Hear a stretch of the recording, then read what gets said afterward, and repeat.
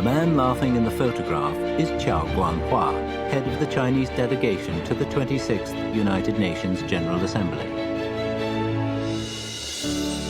His hearty laughter evokes a sense of confidence and pride.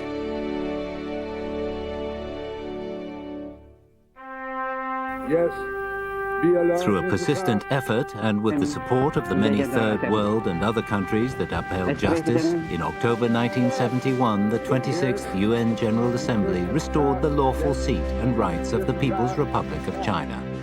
The draft resolution adopted.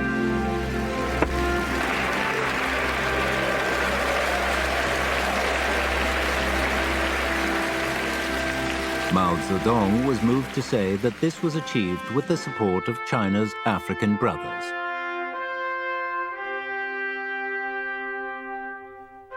In the early 1970s, Mao Zedong proposed the theory of the division of three worlds.